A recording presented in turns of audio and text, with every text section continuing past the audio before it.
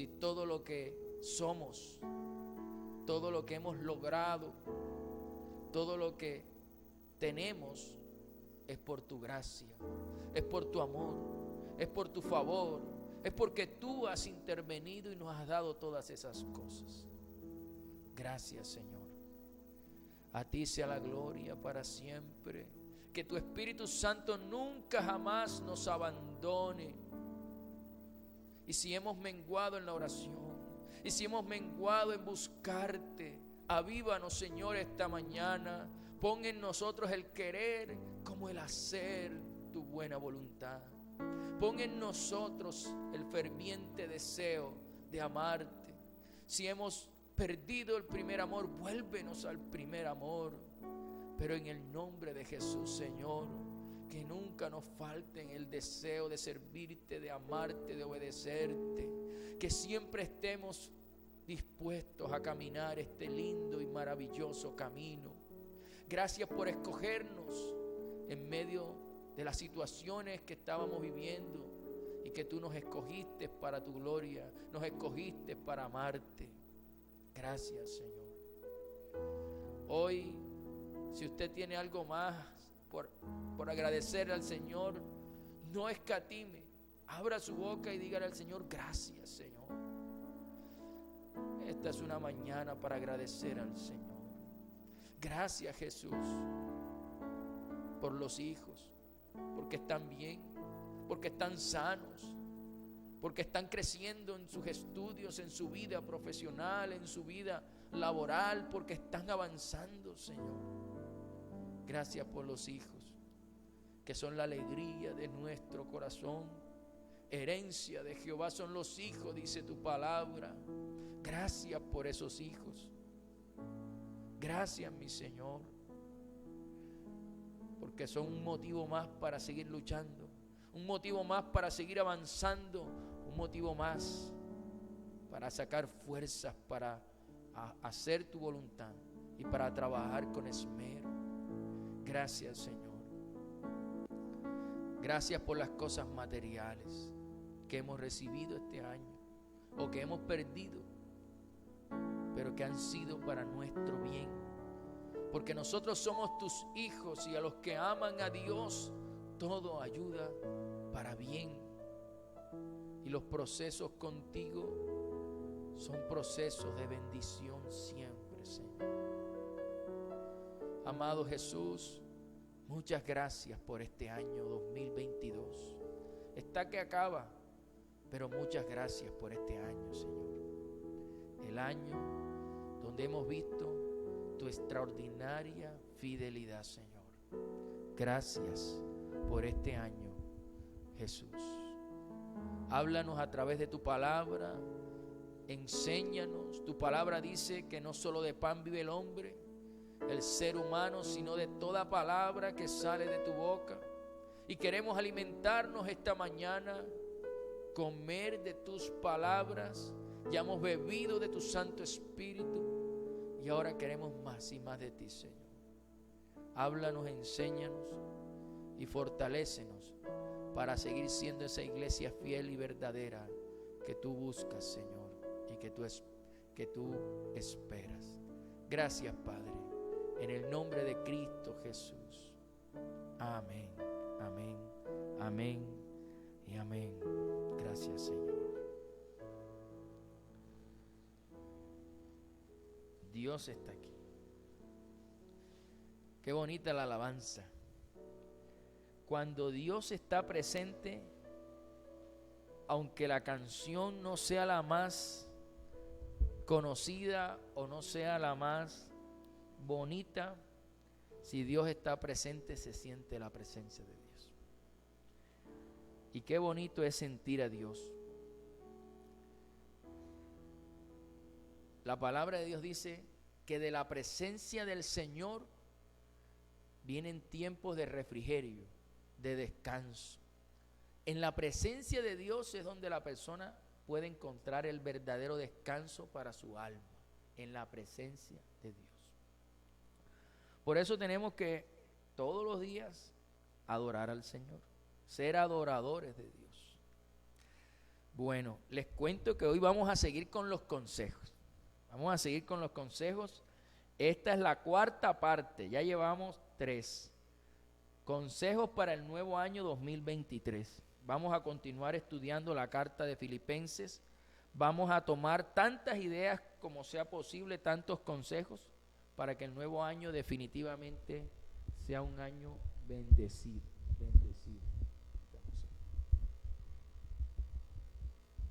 Ahora sí, me siento más cómodo. Bien, hasta ahora hemos visto 8 consejos. Yo voy a recordarlos, siempre los recuerdo con el fin de ubicarnos en qué es lo que estamos estudiando. Vimos el primer consejo y que Dios nos dice que tenemos que desarrollar una verdadera vida de oración, ¿verdad? Donde a diario estemos con el Señor. Segundo consejo, tenemos que ser pacientes porque en el 2023 Dios va a trabajar con nosotros porque Dios nunca deja nada a medias. En el tercer consejo es que necesitamos crecer en amor y en conocimiento de la palabra de Dios y por eso se hace necesario que pasemos tiempo meditando las Escrituras.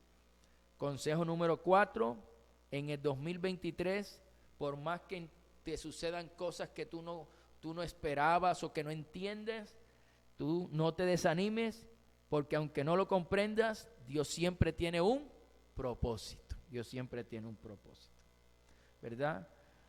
Quinto consejo, tenemos que reflexionar acerca de las intenciones por las cuales servimos al Señor. Siempre servimos al Señor para que Él reciba la gloria.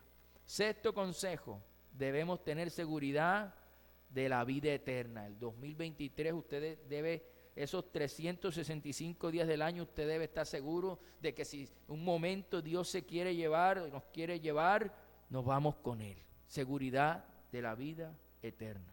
Séptimo consejo, tenemos que vivir anhelando cumplir el propósito de Dios en nuestra vida, porque con cada uno de nosotros Dios tiene un propósito. Y si ese propósito, que es por el cual Dios nos mandó a esta tierra, no se cumple, nos iríamos de este mundo frustrados, ¿cierto? Porque la razón de nuestro vivir es el propósito de Dios, así como Cristo, su propósito, ¿cuál era? Morir en la cruz para salvación de la humanidad. Que si Cristo hubiese venido y no hubiese logrado el propósito, su vida simplemente hubiese sido en vano. Pero no es así. Dios tiene propósitos con nosotros y hay que encontrar el propósito, descubrirlo y cumplirlo. Octavo consejo, tenemos que ser valientes para unirnos al ejército de Jesús para la predicación del Evangelio. No hay que tener miedo de hablar de Jesús.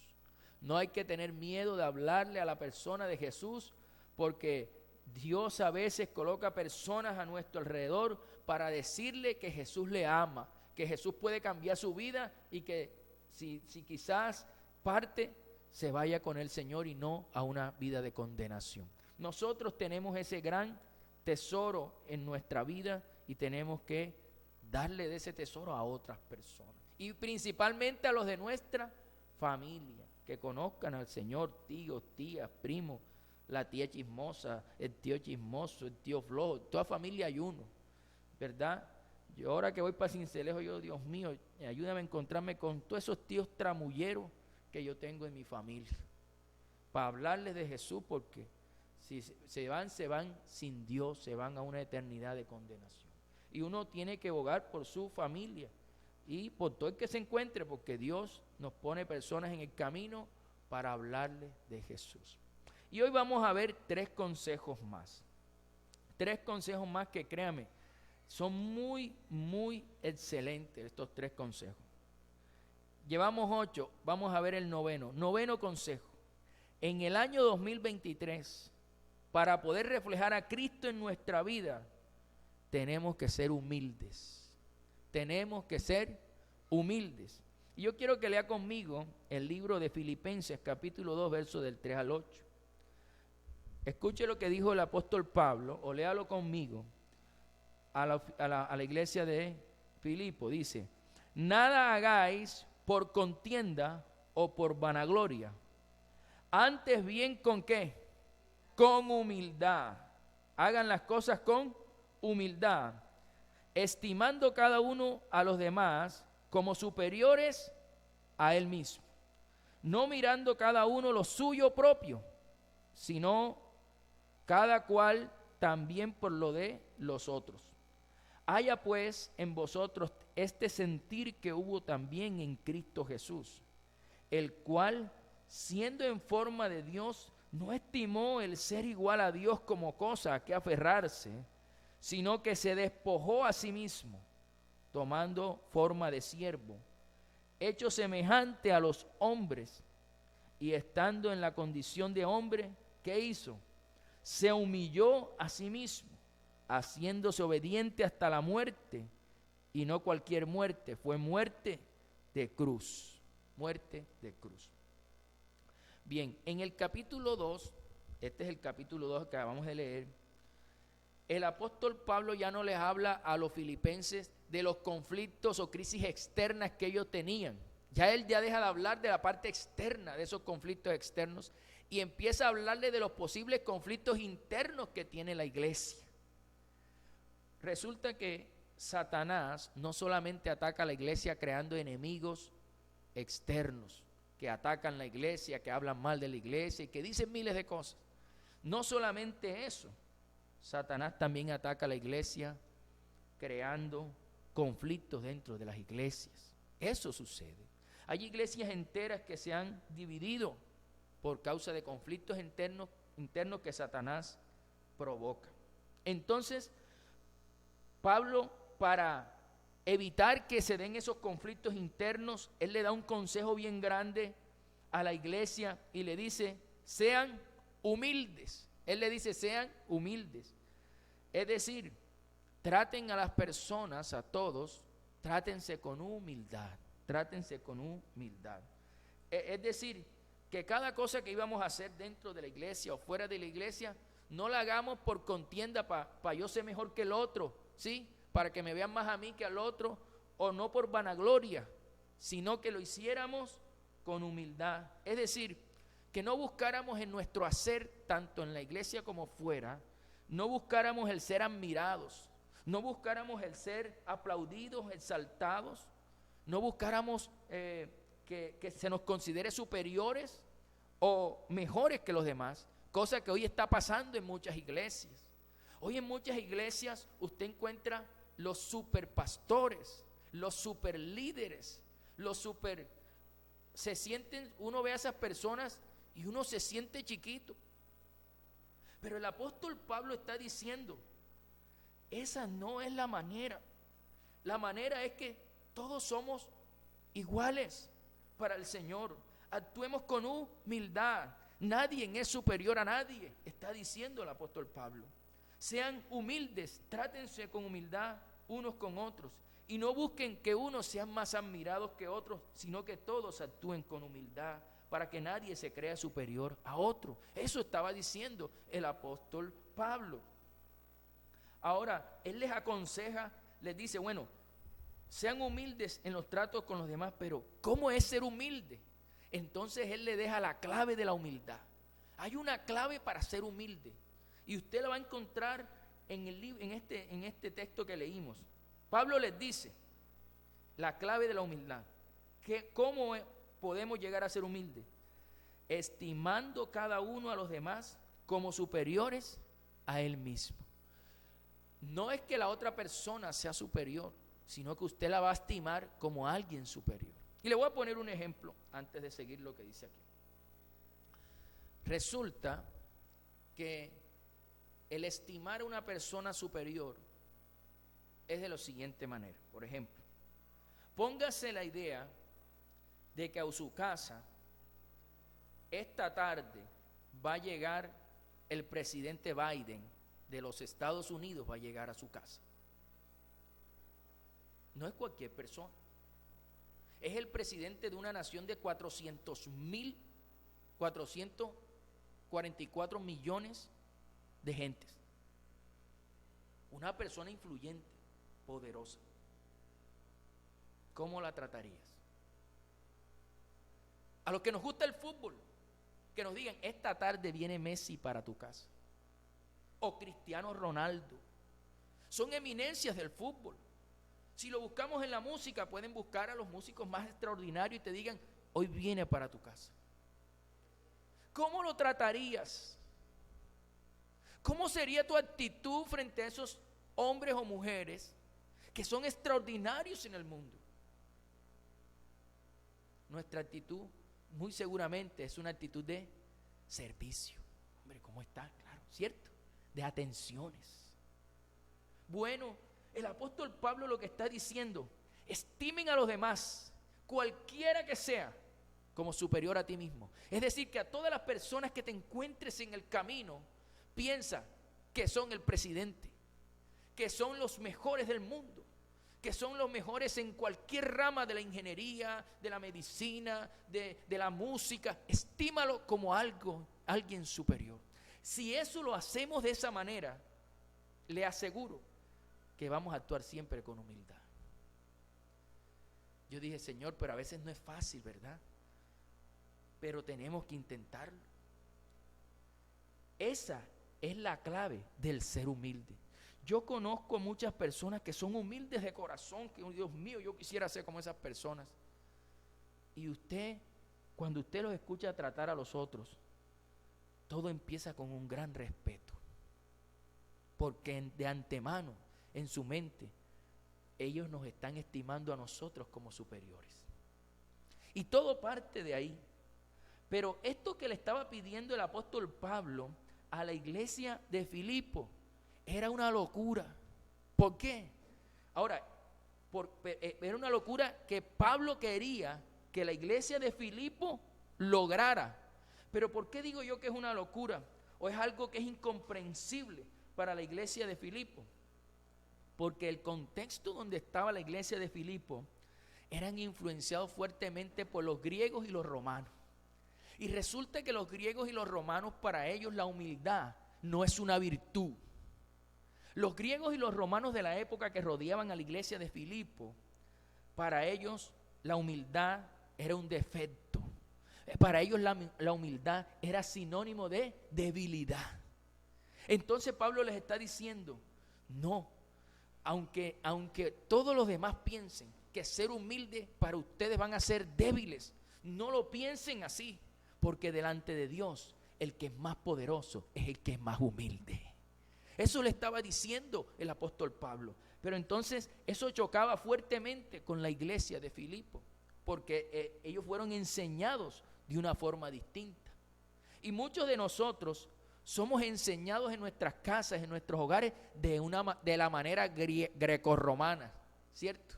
Que la humildad es debilidad, ¿cierto? ¿Cómo es que dicen? Primero tal cosa que esto, ¿cierto? El orgullo primero, ¿cierto? Pero resulta que en el reino de los cielos, los humildes son los más grandes. En el reino de los cielos, la humildad es lo más grande. Y créame que la palabra humildad no tiene nada que ver con la palabra plata, dinero. La humildad se refiere al hecho de estimar a los demás como superiores a nosotros mismos. A eso se refiere. Hay mucha gente que tiene dinero. Mire, yo conozco gente humilde de corazón. Tienen dinero, son riquísimos, pero en el trato contigo te tratan como si tú fueras más importante del mundo. Son humildes, ¿cierto? Pero hay personas que tienen mucho dinero y son arrogantes, prepotentes, ¿cierto? Tratan mal. No hay valor en su forma de tratar. A veces son hasta inhumanos. Por eso le digo, esa cultura grecorromana se había colado en la iglesia de Filipo, y el apóstol Pablo estaba corrigiendo eso en ellos, y lo está corrigiendo hoy en nosotros. De hoy en adelante, el que vende los bananos, el que vende los bollos, el que trabaja de pronto en un oficio que para ti no es tan importante, créeme, Dios que espera de nosotros que lo tratemos y lo estimemos como si fuera superior a nosotros. Eso espera Dios de nosotros. Y cuando nosotros no lo tratamos así, créame, Él está viendo que en nosotros hay arrogancia, hay soberbia. Entonces tenemos que mirar eso. Ahora, como miembros de la iglesia, nosotros podemos ser humildes, tratarnos entre nosotros mismos, estimarnos como a los unos a los otros como superiores a cada uno de nosotros, a nosotros mismos, ¿cierto? Ahora, eso haría que nos respetáramos más y que nos valoráramos más. Eso haría eso. La pregunta aquí es, ¿cómo podemos hacer eso? ¿Cómo podemos dejar de lado la soberbia, la altivez, para poder tener un trato de humildad y poder estimar a los demás como superiores a nosotros mismos? ¿Cómo podemos hacerlo? Bien, la respuesta está en Filipenses 2, 5, 8. En pocas palabras, es seguir el ejemplo de Jesús. ¿Qué hizo Jesús? Que mostró la más grande humildad que un ser humano puede mostrar. Filipenses 2, de 5 al 8. Haya pues en vosotros este sentir que hubo en Cristo Jesús. ¿Cuál sentir? El cual, siendo en forma de Dios, no estimó ser igual a Dios como cosa que aferrarse. ¿Qué hizo Jesús? Léalo conmigo. Sino que se despojó a sí mismo. ¿Qué hizo Jesús? Se despojó a sí mismo. ¿Y después qué hizo? Léalo conmigo. Tomando forma de siervo. Tomando forma de siervo. Hecho semejante a los hombres. Y estando en la condición de hombre, ¿qué hizo otra vez? Se humilló a sí mismo, haciéndose obediente hasta la muerte y muerte de cruz. Mire, tremendo, ¿verdad? Tremendo. Vamos a desmenuzar esa palabra porque ahí dice muchas cosas. Mire, dice que Cristo se humilló a sí mismo. Teológicamente, eso de que Cristo se humilló a sí mismo tiene un nombre, eso se llama kenosis. Kenosis. Y es que Cristo se humilló a sí mismo para cumplir el propósito de Dios, que era morir en la cruz para salvar a la humanidad del pecado. Por eso se humilló Cristo. ¿Qué quiere decir esto? Mire, le explico algo. Antes de que Cristo viniera a la tierra, el ser humano no podía acercarse a Dios por su condición de pecado, ¿cierto?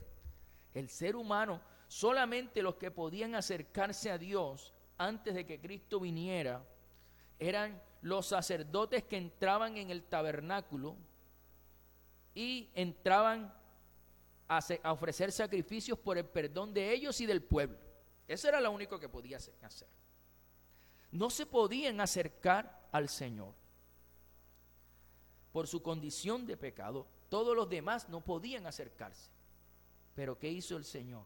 En vista de que el hombre no podía acercarse a Dios por su condición de pecado, ¿qué hizo Dios? Dios decidió humillarse a sí mismo. ¿Cómo se humilló a sí mismo? Se humilló a sí mismo acercándose al hombre. Porque la única manera que había de que el hombre de que Dios tuviera contacto con el hombre o el hombre tuviera contacto con Dios, la solución estaba en Dios. Ya el hombre no podía por su pecado. Entonces Dios, ¿qué hizo? Se humilló. ¿Para qué? Para acercarse al hombre, para mostrarle el amor al hombre, para poder hablar con el hombre. Dios fue quien se humilló. No es que yo encontré al Señor, fue que Él se humilló para encontrarme a mí. Esa es la forma. Él se humilló para encontrarnos a nosotros. Mire, analicemos y comprendamos lo que dice el texto, que Él se humilló a sí mismo. Veamos tres razones por las hay muchas más, pero le voy a mostrar tres, en las que nos muestra claramente que Jesucristo se humilló a sí mismo siendo Dios, solamente para acercarse al hombre en el acto más grande de humildad. Mire, Jesucristo se humilló siendo Dios. ¿Por qué? Porque Él dejó su trono de gloria y majestad. Lo dejó. ¿Para qué? Para acercarse. Bueno, aquí me faltó explicarle una cosa importante que me la volé. La palabra kenosis es una palabra griega que significa vaciarse. vaciarse. Es decir, que Cristo se vació de su gloria. Él estaba en la gloria y se vació. Cuando uno se vacía, quedó sin nada. Cristo se vació, quedó sin gloria, se humilló a sí mismo. Siendo Dios, glorioso y majestuoso, Él permitió que lo crucificaran para el perdón del pecado de la humanidad. Eso es kenosis. Cristo se vació, dejó su gloria para salvarnos a nosotros. ¿Cómo se humilló el Señor? 3 formas. La primera, el Señor se humilló porque siendo Dios, Él dejó su trono glorioso y majestuoso para venir a esta tierra a nacer. Y un Dios todopoderoso, majestuoso, glorioso, venir a la tierra que Él mismo creó. Sería ilógico que naciera en la humildad de un pesebre, pero Dios lo trajo así. Y eso muestra la humillación. Él se humilló porque Él pudo nacer en la mejor clínica, en la mejor hospital, en una familia rica, en una familia pudiente, adinerada o multimillonaria. Pero Jesús nació en un pesebre, donde en una pesebrera, lo conocemos por acá nosotros, donde se alimentan los animales de la finca. Y ahí se alimentan y ahí también hacen popó. No es que nada más se alimentan. Eso no es que huele rico. Lo que hemos estado, pues al que le gusta el olor, pero es un olor a animal. En Lucas 2, del 6 al 7 dice: y aconteció que estando ellos allí, se cumplieron los días de su alumbramiento, que es lo que pronto celebramos, y dio a luz a su hijo primogénito, y lo envolvió en pañales, y lo acostó ¿en dónde? En un pesebre, porque no había lugar para ellos en el mesón, en el hotel ese. Él nació, usted y yo nacimos en una clínica, ¿cierto? Un hospital.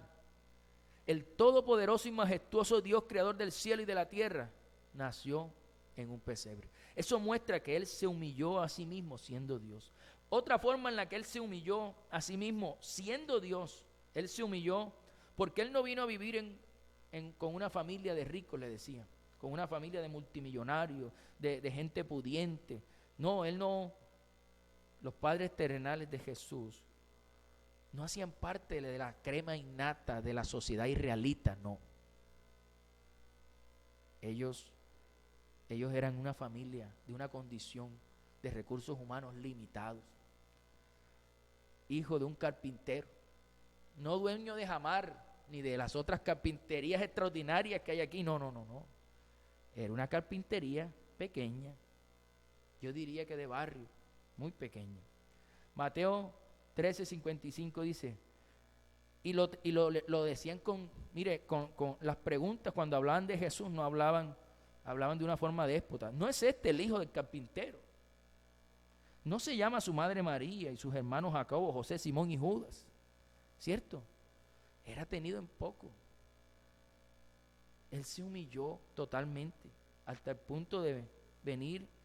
Él pudo llegar a esta tierra y tener de las mejores profesiones y nacer en una familia rica, pero Él prefirió hacerlo desde la humildad de la falta de recursos económicos. Siendo Él dueño del oro y de la plata, nació en una familia pobre. Se humilló Jesús siendo Dios porque aceptó el plan redentor de Dios. Aceptó. Dios le propuso el plan y Él aceptó el plan redentor de Dios de morir en la cruz como un malhechor. ¿Cierto? Como un malhechor. Él aceptó eso. Porque Él sabía, escrito ya estaba, de que Él iba a morir en una cruz.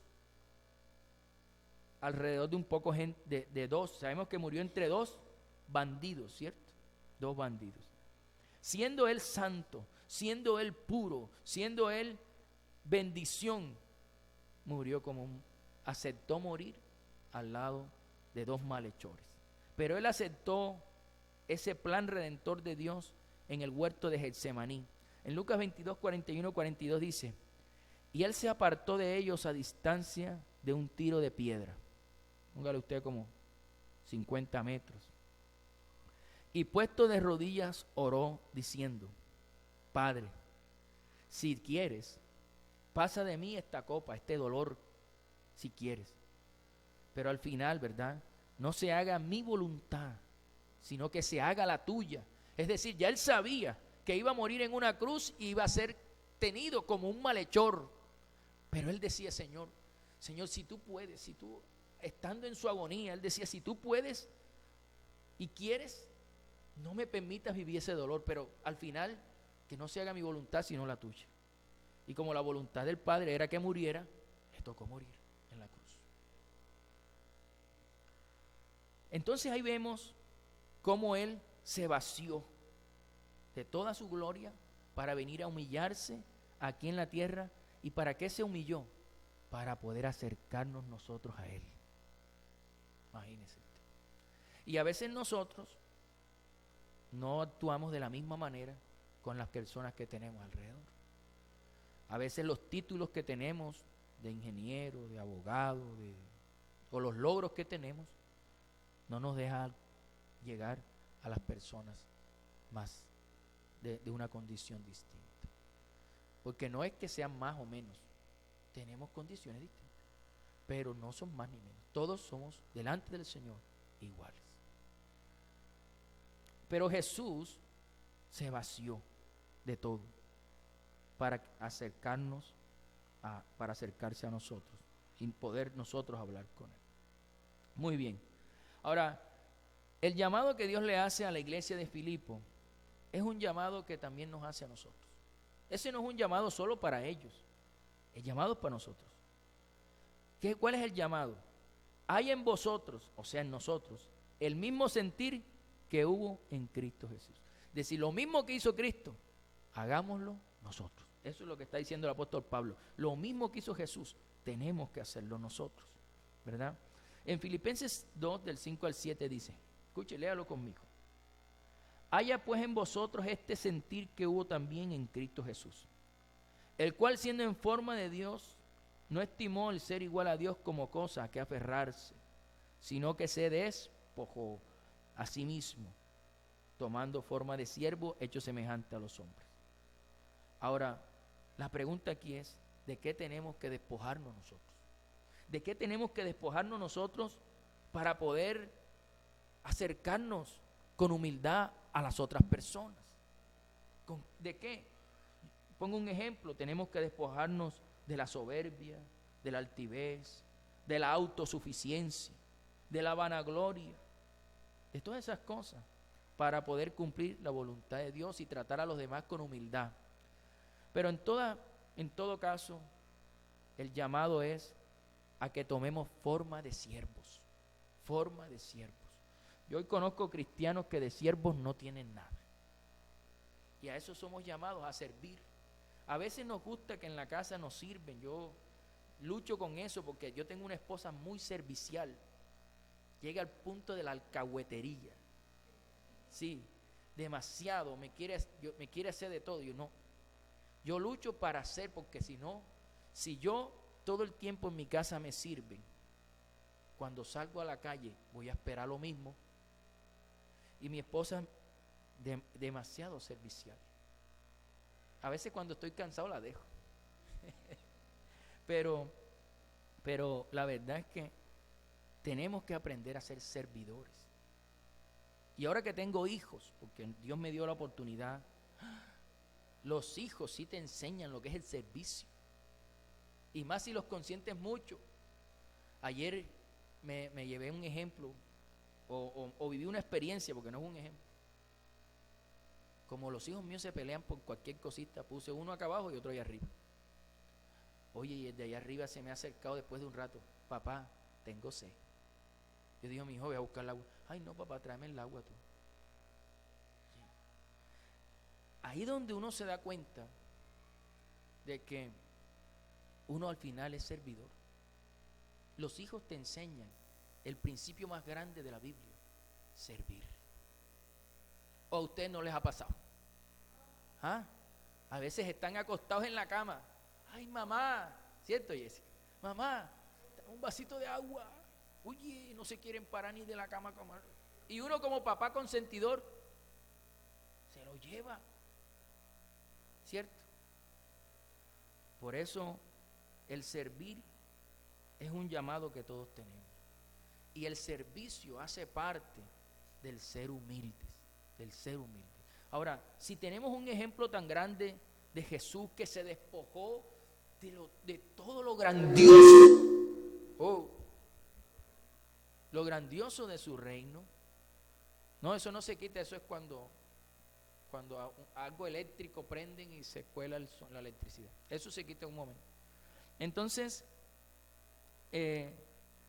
si tenemos un ejemplo tan grande de Jesús, que se despojó de tanto, solamente para acercarnos para Él acercarse a nosotros y nosotros poder acercarnos a Él, ¿qué más espera el Señor de nosotros? Que seamos capaces de un momento despojarnos de lo que somos y hablarle a alguien de Jesús, sea quien sea, servirle. En eso nos hace falta, yo digo que a todos, creería yo que a todos, practicar en esa parte. Vamos para el 10º consejo, y este es importantísimo. El 10º consejo: no descuidemos nuestra vida espiritual, y más ahora en diciembre, ¿verdad? ¿Cómo es que yo vi en un meme en estos días?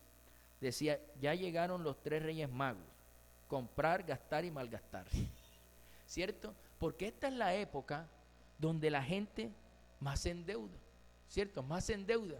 Yo dije, Dios mío, que esos 3 Reyes Magos no lleguen a mi casa. ¿Ya? ¿Por qué? Porque es la verdad. Como uno recibe primas, recibe cosas, ya uno quiere gastarse todo. Y como están las cosas, es mejor cuidar. Pero también es el tiempo de hacer más planes, más cosas, y a veces descuidamos nuestra vida espiritual.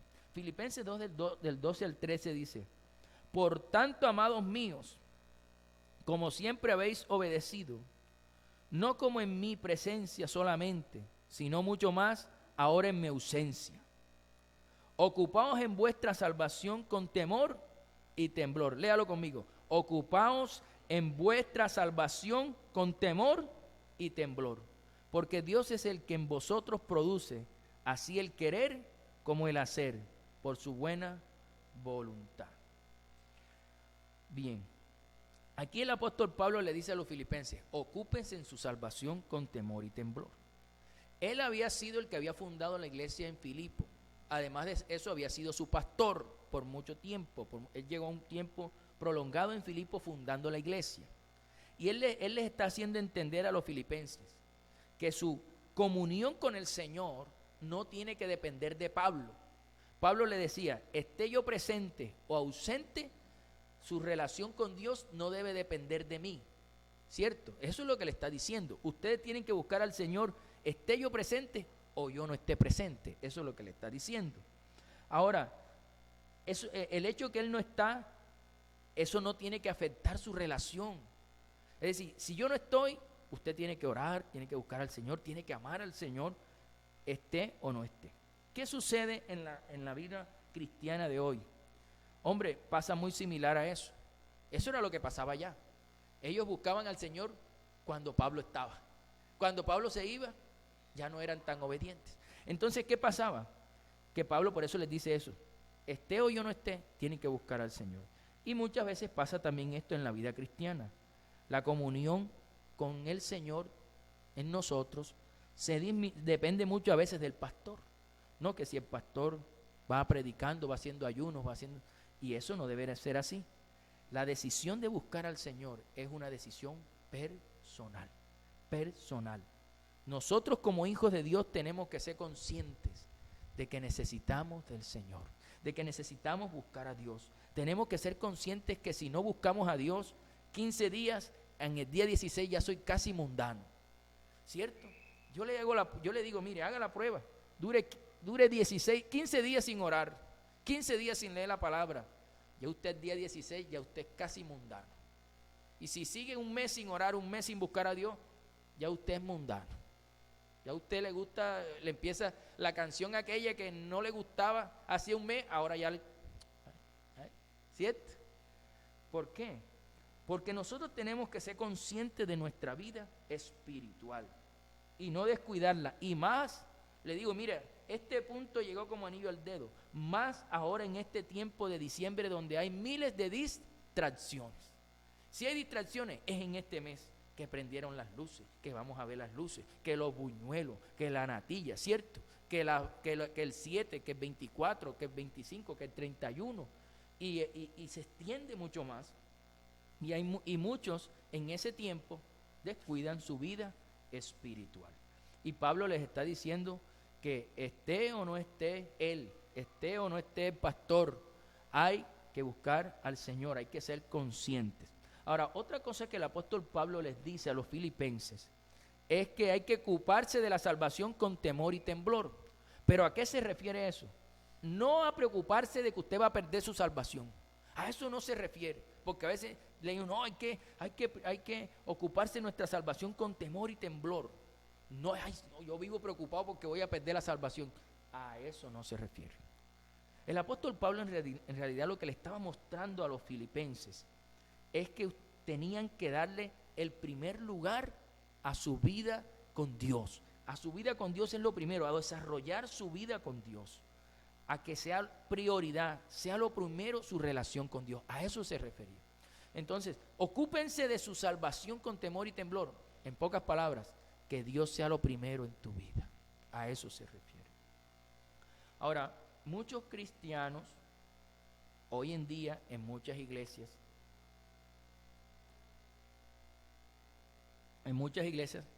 piensan que la salvación es como un boleto. No, yo tengo mi salvación, yo acepté al Señor. Este es mi boleto, cuando me muera, yo entrego mi boleto y entro al cielo, que yo acepté al Señor. Muchos lo entienden así, pero así no es. Hay que entender algo. La salvación, es decir, el momento en que yo creí al mensaje de Jesús, de que Jesús salva, de que Jesús perdona el pecado, y yo me arrepentí de mi pecado y le dije, Señor, entra en mi corazón como Señor y Salvador de mi vida. En ese momento, justo en ese momento, empezó tu vida cristiana. Eso es lo que quiere decir.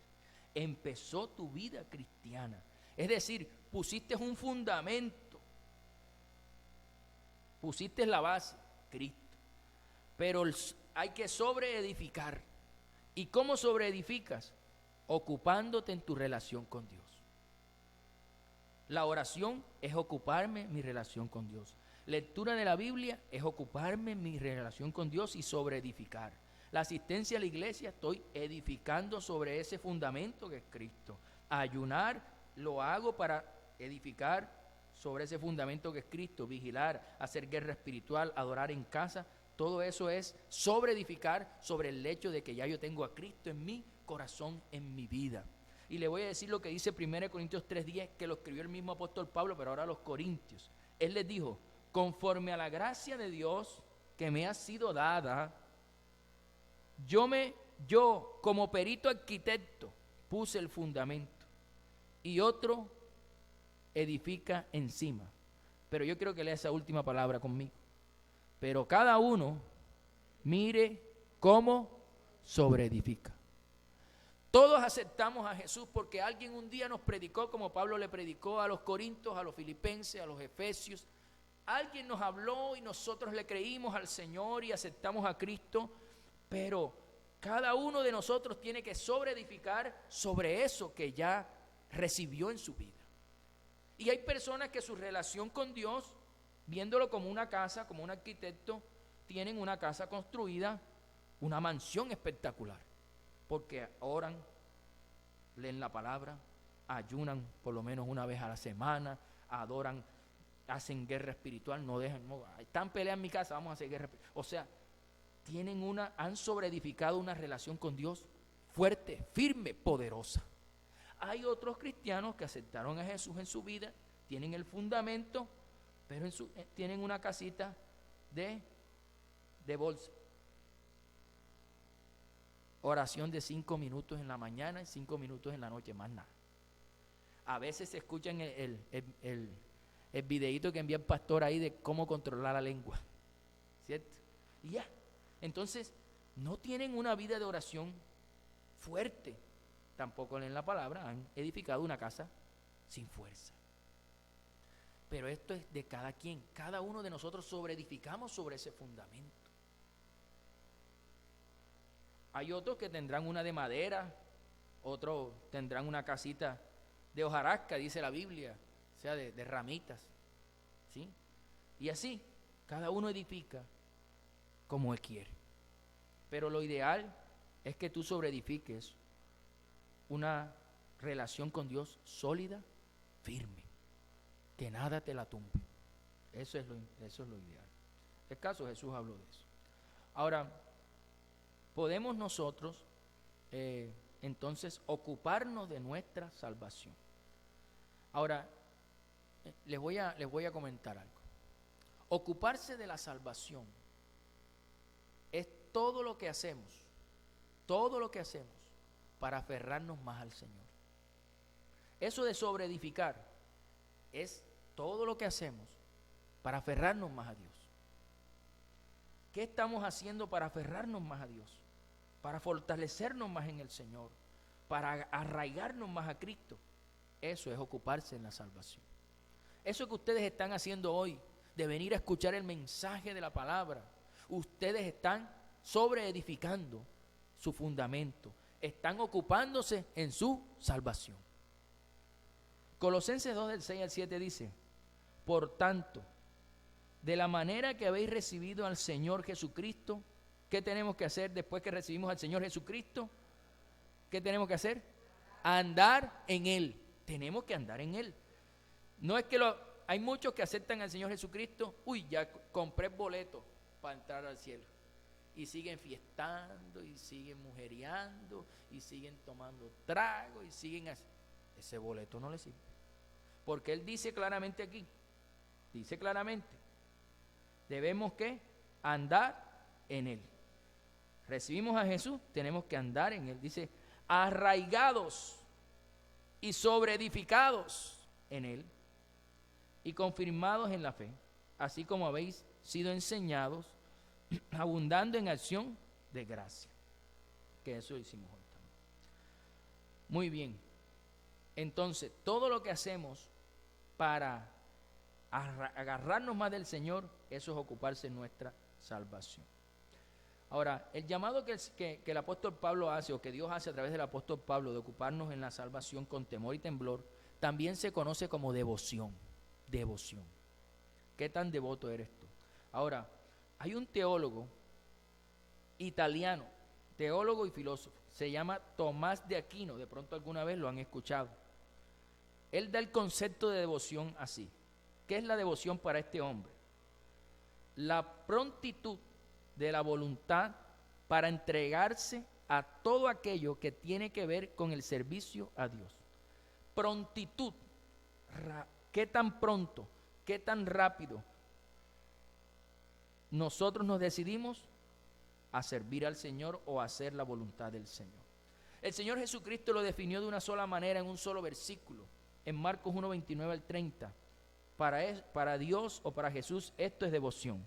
Jesús le respondió: el primer mandamiento de todos es: oye Israel, el Señor nuestro Dios, el Señor uno es, y amarás al Señor tu Dios con todo tu corazón, con toda tu alma, con toda tu mente y con toda tu fuerza.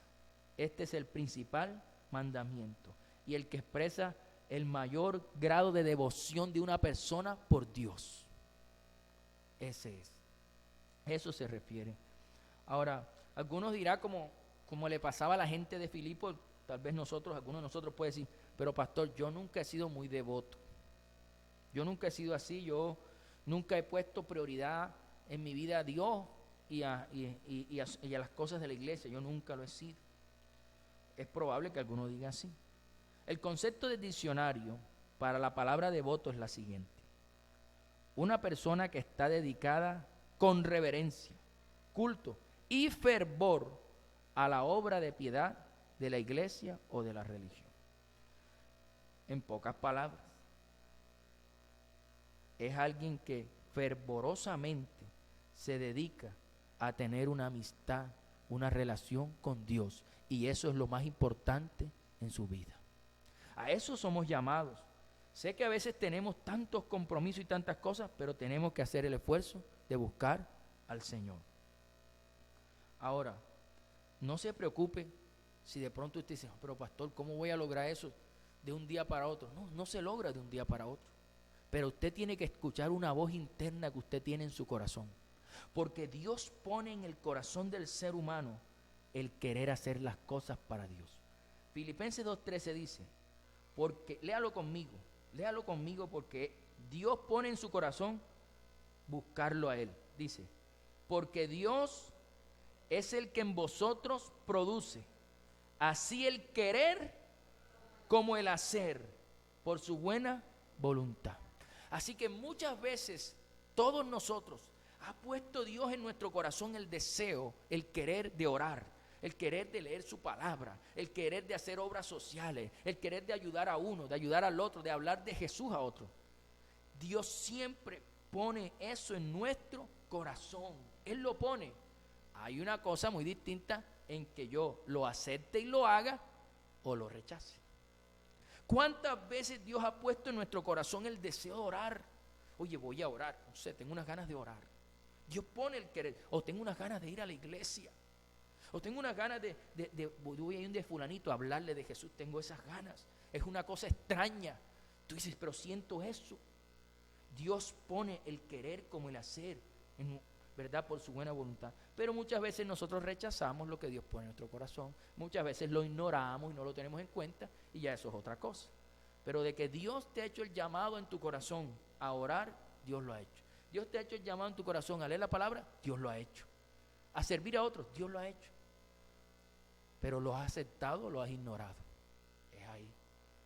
Entonces, cuando usted siente ese deseo en su corazón de ir a hablar a alguien, de orar por alguien, hágalo. Porque eso es Dios poniendo en nosotros el querer como el hacer su buena voluntad. Muy bien. Tercero y último. Te dirá, pastor, pero eso está largo. No estés contigo. Vamos a un instrumental de fondo de prédica. Muy bien. El último de esta mañana. En el 2023, 11º consejo. Cuidemos nuestro testimonio de vida y como cristianos para poder ser luz a los que no conocen al Señor. Todos sabemos a qué nos referimos cuando hablamos de testimonio, ¿cierto? Testimonio se refiere a estilo de vida.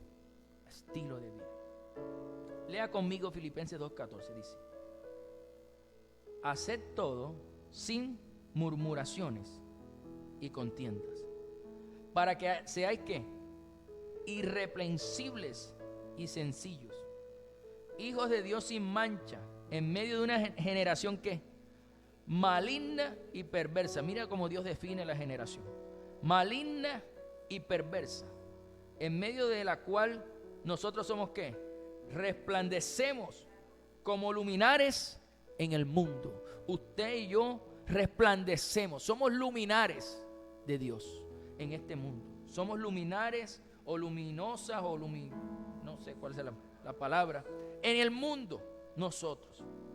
¿Por qué Pablo le dice eso a los filipenses? Él les dice: ustedes están envueltos en una sociedad, en una generación maligna y perversa, le está diciendo. Porque eso es lo que dice el texto. Ahí está en Filipenses 2:15. Dice: una generación maligna y perversa.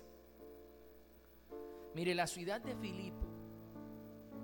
Filipo estaba completamente influenciada por una sociedad que seguía a los griegos y a los romanos. Y los griegos y los romanos, si ustedes lo estudian, estaban enfocados en el placer de la carne y la vanidad. Así que eran bien malos, porque ellos se dedicaban a eso, a buscar la manera de cómo encontrar más placer en la carne y cómo llenar sus vidas de vanidad, porque en eso eran lo que encontraban placer. Y por eso Pablo les dice: son una generación maligna y perversa. Los filipenses estaban envueltos en ello. Y le está diciendo, ustedes son la luz que brilla en esa generación. Si nos vamos nosotros hoy a la iglesia moderna, a lo que somos nosotros hoy, nosotros vivimos hoy en una sociedad igual o peor que la sociedad aquella. Igual o peor. Yo diría que es peor, por lo que dice la palabra, que en los últimos tiempos la maldad se aumentará. Así que la generación en la cual nosotros hoy vivimos es una generación peor que aquella. Es maligna y reperversa, ¿cierto? Pero Dios siempre dejó claro en su palabra que nosotros vivimos aquí, pero no somos de aquí. Él dejó claro que aunque estamos envueltos en una generación mala, perversa, en un mundo malo, nosotros no somos de este mundo y no tenemos que vivir como ellos viven. No tenemos que vivir igual que los demás. En Juan 17:14 dice: yo les he dado tu palabra, dijo Jesús, y el mundo los aborreció. ¿Por qué? Léalo conmigo. Porque no son del mundo. Usted y yo no somos del mundo, como tampoco yo soy del mundo, dijo Jesús. No ruego que los quites del mundo, porque si nos quitan del mundo, ¿quién salvará a los demás? No ruego que los quites del mundo, sino que los guardes del mal. No son del mundo, como tampoco yo soy del mundo. Santifícalos en tu verdad. Tu palabra es verdad. Entonces, aunque vivimos en esta generación mala, porque hoy, mire, si usted mira, yo creo que eso no es tan difícil hacer el análisis. Hoy la maldad es peor. Hoy la maldad es peor. Hacía unos años atrás, la comunidad LGBTQ, que hoy no solamente está abierta y apoyada por los gobiernos, hace unos años ellos eran considerados una persona que tenía una enfermedad mental. Se llamaba una crisis o una cuestión de identidad, y tenían que tratarlo. Hoy no. Hoy tienen derecho y apoyo del gobierno. Y si ustedes se van más atrás en la historia bíblica, la comunidad LGTBIQ viene siendo hoy la Sodoma y la Gomorra de estos tiempos. Y nos quieren no solamente que la veamos normal, sino que nos las quieren imponer. Y tristemente les digo, esa batalla la tenemos perdida, porque eso tiene que suceder. La apostasía tiene que seguir creciendo para que venga el hombre de pecado, el hijo de perdición, que va a gobernar por 7 años. Así que no esperen que los gobiernos vayan en contra de la comunidad, porque es al contrario, la van a apoyar, y a los que van a querer silenciar es a nosotros. Así que eso tiene que suceder. El hijo de pecado, el hombre de perdición, puede ser un hombre o puede ser una mujer, porque la Biblia dice claramente que ese hombre o ese ser no hará caso del amor de las mujeres. Si no hará caso del amor de las mujeres, puede ser homosexual o puede ser una mujer. ¿Qué le gustan los hombres? Ya hay unos indicios, por ahí hay una película o una serie animada que ponen al anticristo, lo ponen como una niña. Y tú sabes que Satanás va mostrando su plan. Así que es posible que sea una mujer. Así que téngalo en cuenta. Pero en otras, nuestro concepto, lo que hemos estudiado, creemos que es un hombre homosexual que va a gobernar durante 7 años. 7 años de gran tribulación para nosotros, los hijos de Dios. Ahora, la misión de nosotros como cristianos es ser sal y luz de la tierra. Esa es nuestra misión, ser sal y luz de la tierra. Mateo 5:13 al 16 dice: vosotros sois la sal de la tierra. Pero si la sal se desvaneciere, ¿cuándo se desvanece la sal? Cuando dejas de orar, cuando dejas de adorar a Dios, cuando dejas de leer las Escrituras, cuando te dejas de congregar, cuando te enfrías, la sal que hay en ti y la luz se apaga y la sal se desvanece. Dice, ¿con qué será salada? No sirve más para nada, sino para ser echada fuera y hollada por los hombres. Cuando eso sucede y nos apagamos a nivel espiritual, tendemos a ser pisoteados. Viene tiempo de vergüenza, tiempo de vergüenza. Por eso tenemos que estar fervientes en el Señor. Ahora dice, vosotros sois la luz del mundo. Una ciudad asentada sobre un monte no se puede esconder, ni se enciende una luz y se pone debajo de un almud, es decir, debajo de un cajón, debajo de una canasta. Tú no pones una luz para ponerle una canasta encima, sino sobre el candelero, y alumbra a todos los que están en casa. En pocas palabras, nosotros somos la luz que alumbramos a nuestras familias, a nuestros hogares, a nuestra casa. Eso es lo que está diciendo. Tú no puedes ser cristiano y esconder tu cristianismo. Tú tienes que ser un cristiano que le habla a tus hermanos, que los confronta, que les dice, aunque a ellos a veces no les gusta, porque cuando tú le echas mucha sal al ojo, pica, ¿cierto? Pero ellos siguen siendo nuestros hermanos, nuestros amigos, los que se criaron con nosotros. Nosotros somos la luz del mundo. Ahora sigue diciendo, así alumbre vuestra luz delante de los hombres, para que vean vuestras buenas obras y glorifiquen a vuestro Padre que está en los cielos. ¿Cómo podemos cumplir el propósito, ya para terminar, de ser luminares en este mundo? ¿Cómo podemos ser esa luz de este mundo? Dos cosas. Primero, tenemos que reconocer que vivimos en este mundo, pero no tenemos que vivir como todos viven. No vivimos como los demás. Créame, no vivimos como los demás. Jeremías 15:19 nos da un consejo extraordinario para nuestra vida en el compartir con las personas que no tienen a Jesús. Por tanto, así dijo Jehová: si te convirtieres, yo te restauraré, y delante de mí estarás. Y si entresacares lo precioso de lo vil, serás como mi boca. Y nos da el consejo a todos nosotros: conviértanse ellos a ti, y tú no te conviertas a ellos. Que ellos se conviertan a Jesucristo, al que está en nosotros, y que nosotros no nos convirtamos en mundanos. A eso está refiriéndose. Y esa es la razón. Podemos ser luz. ¿Cómo? No convirtiéndonos a ellos, sino ellos convirtiéndose al Cristo que vive en nosotros. Segundo, que las personas puedan ver al Señor en nosotros. Escúchelo bien. Que las personas puedan ver al Señor en nosotros por medio del amor. Porque ya la gente está cansada de esa gente que dice que son cristianos, pero su discurso no es coherente con sus acciones.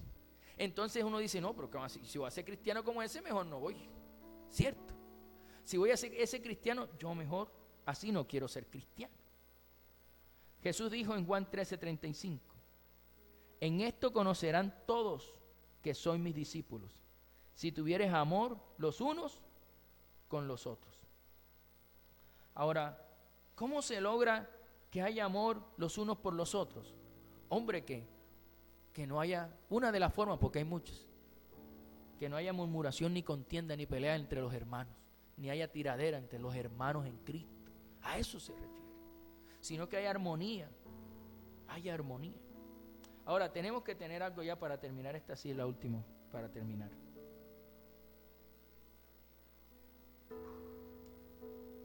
Nuestro testimonio tiene gran poder. ¿Sí sabían? ¿Qué es nuestro testimonio? Es la manera como vivimos. Tiene poder. Tiene poder. El testimonio suyo y el mío tiene poder. Poder para salvar a personas o poder para condenarlas. Si tu testimonio es bueno, las personas se te van a acercar y decir, ora por mí que tú estás más cerca de Dios que yo. Yo quiero ser como tú, yo quiero acercarme a Dios. o te dan la oportunidad de que tú les hables del Señor, porque tu testimonio es bueno y firme. Pero si tu testimonio es malo, tu testimonio va a tener el poder para condenar a otros, porque muchos van a rechazar al Señor por causa de nuestro testimonio, de nuestra manera de vivir. Entonces, definitivamente, tenemos que reflejar la luz de Jesús en nosotros. 3 cosas aprendimos hoy. 3 consejitos para el 2023. Consejo 9. Para poder reflejar a Cristo en nuestra vida, tenemos que ser humildes. Eso lo aprendimos hoy. Tenemos que ser humildes y siguiendo a Jesús, que se vació para acercarse a nosotros. Estimar a los demás como mayores a nosotros mismos. 10, en el 2023 y desde ahora, no podemos descuidar nuestra vida espiritual. No podemos, por más distracciones que haya. Y el 11, cuidemos nuestro testimonio para poder ser luz a los que no conocen al Señor. Yo los invito a que se pongan sobre sus pies. Vamos a orar.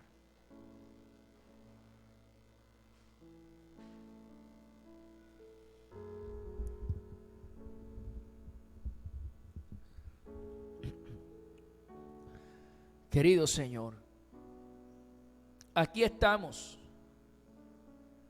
Aprendimos hoy de tu palabra. Conocimos hoy secretos ocultos desde la fundación del mundo. Conocimos hoy en tu palabra, Señor. Yo le pido que cada uno abra su boca a orar. Aproveche este tiempo para orar. Si tiene ratos que no ora, no importa, abra su boca, que yo estoy seguro que apenas la abra, le va a fluir la oración. Padre, te damos gracias por tu palabra que nos alimenta, que nos fortalece, que nos edifica. Gracias por el apóstol Pablo, por cada consejo, por cada palabra que le enseñó a la iglesia de Filipo. Porque hoy esa iglesia, muy parecida a esa iglesia, somos nosotros. Te damos gracias por enseñarnos el valor tan importante que tiene en este mundo la humildad. Porque en este mundo más importa el orgullo y la soberbia que la humildad. Pero delante de ti la humildad tiene mayor valor. Delante de ti la humildad, los humildes heredarán la tierra, dice tu palabra. Y aquí estamos personas que estamos dispuestos a estimar a los demás como personas superiores a nosotros mismos. Hoy lo aprendimos, pero te pedimos que nos ayudes a ponerlo en práctica con nuestros hermanos en Cristo y con los que no tienen a Cristo. Ayúdanos en el nombre de Jesús a hacer de esta enseñanza práctica, que la llevemos a las experiencias, que la vivamos y que podamos aprender, Señor, a ser humildes. Ayúdanos a ser servidores, a tomar forma de siervo como lo tomó Jesús, que se despojó de todo, de su gloria, para humillarse en esta tierra con tal de acercarse a nosotros y salvarnos. Ayúdanos, Señor, a que ese mismo sentir que hubo en Cristo, nosotros también lo tengamos. Derrama en nosotros humildad en el nombre de Jesús. Pero hoy renunciamos, si hay en nosotros orgullo, hoy renunciamos al orgullo. Hoy renunciamos a la soberbia. Hoy renunciamos, Señor, a la altivez, a la autosuficiencia, a creer que puedo hacer todas las cosas solo sin contar contigo. Hoy renunciamos a eso en el nombre de Jesús. Y decidimos ser humildes. Y te pedimos, Espíritu Santo, que nos recuerdes tu palabra de tratar a los demás o estimarlos como superiores a nosotros mismos, para cumplir así el llamado que nos has hecho esta mañana, de ser humildes. Ayúdanos, Señor, porque hoy fuimos criados en una sociedad donde para la sociedad lo más importante es el orgullo. Pero ayúdanos a ser humildes a través de tu Espíritu Santo.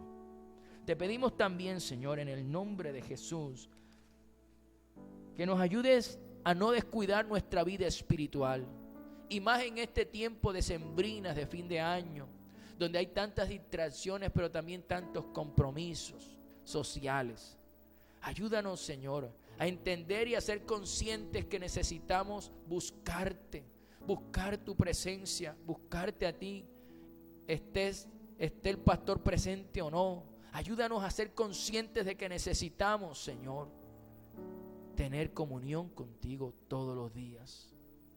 Que tenemos que sobreedificar, no una casita pequeña sobre el fundamento de Cristo, sino que tenemos que sobreedificar una casa firme y sólida, donde oramos, donde ayunamos, donde leemos la palabra, donde te ponemos a ti en el primer lugar de nuestra vida y sobreedificamos una casa firme, una casa fuerte, que pueden venir vientos, mares, lluvia, pero vamos a permanecer firmes, Señor.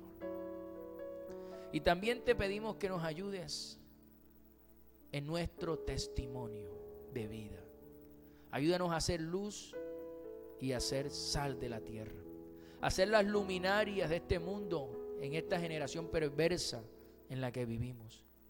Ayúdanos a que la gente del mundo no nos convierta en mundanos, sino ayúdanos a tener la fuerza, el poder del Espíritu Santo y la valentía para que otros se conviertan a Cristo que vive en nosotros, a través de nuestras palabras, pero también a través de nuestras acciones. Ayúdanos, Señor, a ser la luz de este mundo como tú quieres que seamos. Ayúdanos a corregir nuestro testimonio, pero ayúdanos a avanzar, Señor, en la predicación de tu palabra, a través de nuestro estilo de vida. Y te damos gloria y te damos honra esta mañana, Señor.